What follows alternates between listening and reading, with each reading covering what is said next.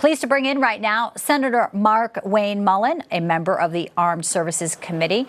Welcome, Senator. Thanks for joining me today here on Newsline.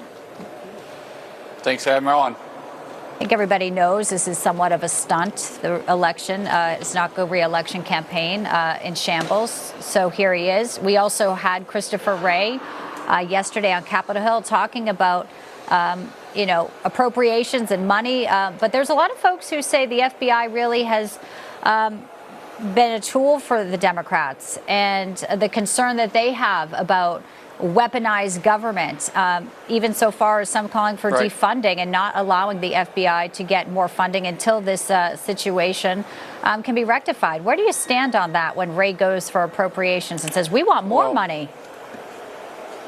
There's no way he deserves more money right now. The FBI has been weaponized. And listen, there's a lot of great people that work in the FBI in the field. It's the 7th floor of the Hoover building that needs to be changed. And without a complete overhaul of the FBI, which, by the way, the FBI works underneath DOJ. So the Department of Justice all the way through has been weaponized, going after Trump from literally day one.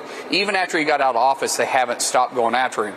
We know that it has been politicized now, and now that it's been politicized, we have to make changes. There's no way. You see two different ways they treat Republicans versus the way they treat Democrats. And there's no other way to look at this when they start talking about even the classified documents. Look at the way they treated President Trump and look at the way that they treated Biden. They literally authorized lethal force underneath Trump to go into Mar-a-Lago and take his records. And underneath Biden, they were like, let's excuse him. He's just an elderly guy that has a bad memory, and we think he would come across kind and nice to the jury, so we're not going to press any charges there.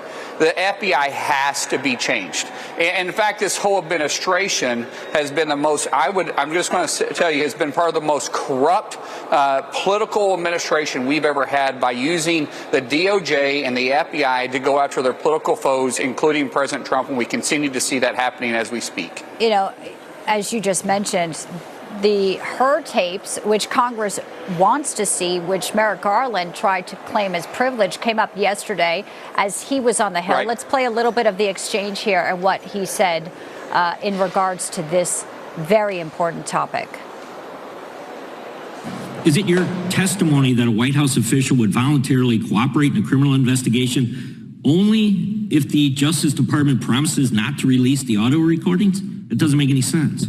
It's our view that we need witnesses to be willing to be tape recorded, audio recorded, and that they are going to be less willing to do that if they know it's going to be made public. Senator, when they didn't have privilege under the 3 silos, now they're saying, well, we're worried about deepfakes, and they throw them in a skiff. You think this audio tape will ever come to light? It will eventually come to light when we put President Trump back in office. Right now, this administration has so much to hide that they continue to hide behind the people they appointed in these positions.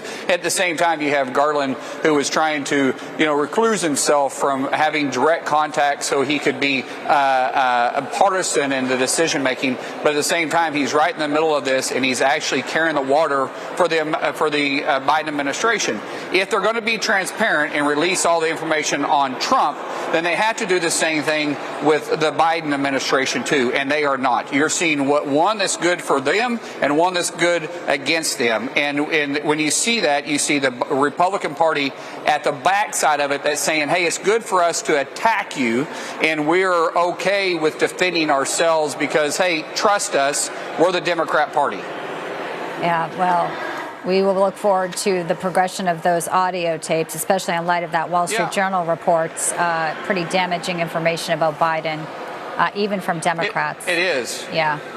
But you see the same thing that they're doing on the border, too, right? I mean, with the border for 3.5 years here, you've had the Biden administration that said they couldn't do anything. Actually, they said there was no crisis. Then they said that Congress has to act. And now all of a sudden they say there's a problem because they're behind by 28 points when it comes to border security. And all of a sudden he's going to be tough on the border.